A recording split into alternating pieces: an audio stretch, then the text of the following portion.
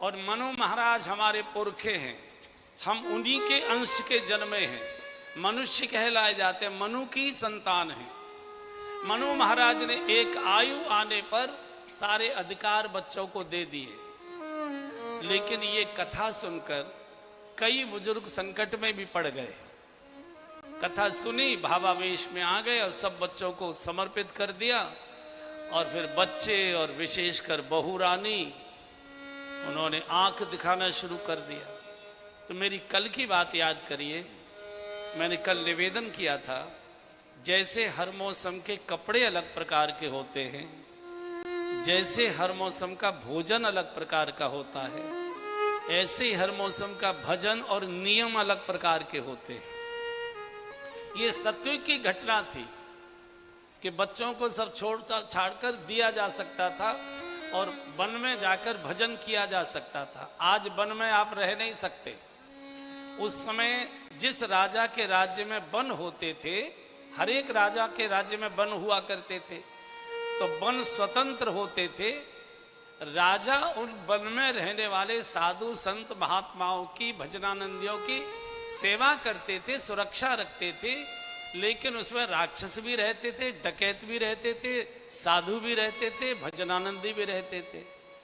अब युग बदल गया है बंधुओं, अब वन विभाग के अधीन हो चुके हैं। आप वन में 2 दिन भी झोपड़ी बनाकर रह नहीं सकते। वन विभाग के अधिकारी आएंगे, आपकी झोपड़ी भी तोड़ देंगे, उठा के आपको जेल में बंद कर दिया जाएगा।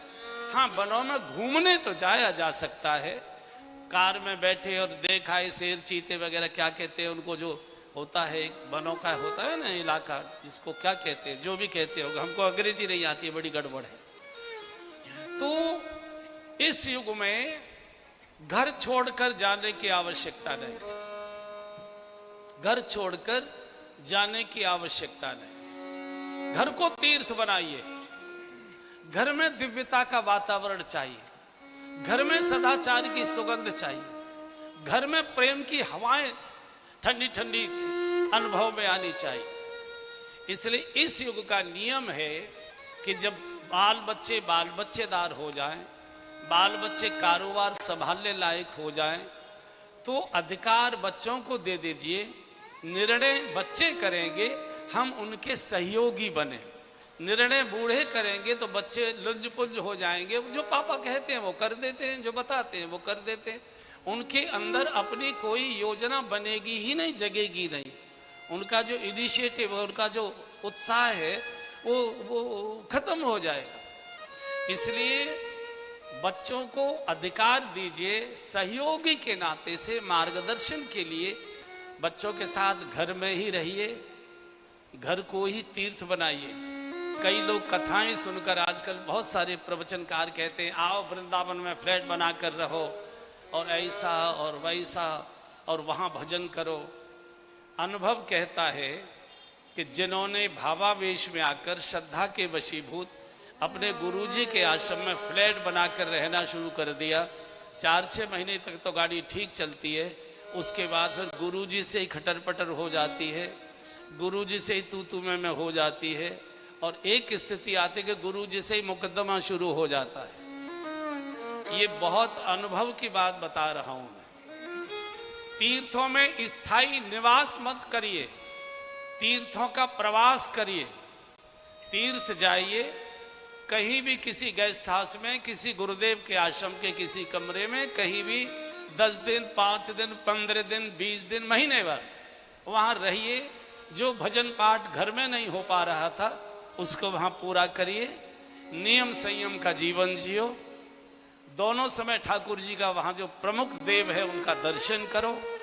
समय निकालकर वहां की किसी संत के चरणों में बैठकर भगवत चर्चा करो, भगवत कथा श्रवण करो।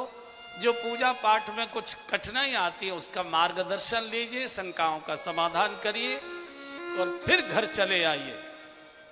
फिर 2-3 महीने 4 महीने घर में रहिए, फिर घर में खटर पटर होने लगे, फिर तीर्थ में चले जाइए महीने 1.5-2 महीने के लिए, फिर घर में आइए। ये क्रम बनाए रहिए तो ठीक यात्रा पूरी होगी। और केवल कथा में सुनकर भावावेश में आकर सब छोड़ छाड़ कर और तीर्थ में चले गए तो आए थे हरि भजन को ओटन लगे कपास। केवल एक ही काम होगा, जहां बैठोगे साधुओं की निंदा करो। अरे देख लिया सब मंच पर दूसरे प्रकार के दिखाई देते हैं, देख लिया सब, भीतर से हम उन्हीं के पास रह रहे, सब जानते हैं क्या करते क्या नहीं करते। और संत की निंदा से बड़ा कोई अपराध माना ही नहीं गया है। गुरु निंदा, संतों की निंदा, इससे बड़ा कोई पाप नहीं। मैं उदाहरण दिया करता हूं सादा सा। बिजली घर में जनता के मकान नहीं बनाए जाते, बिजली घर में बिजली के अधिकारियों के मकान बनाए जाते हैं। बिजली विभाग के जो अधिकारी होते हैं उनके फ्लैट बनाए जाते हैं। हाँ, बिजली घर से हमको कनेक्शन लेना पड़ता है और कनेक्शन कट न जाए इसका बिल भी समय समय पर भरना पड़ता है। मैं समझता हूं मेरी बात समझ में आ गई हो। हम गाड़ियां चलाते, सबके पास गाड़ियां हैं।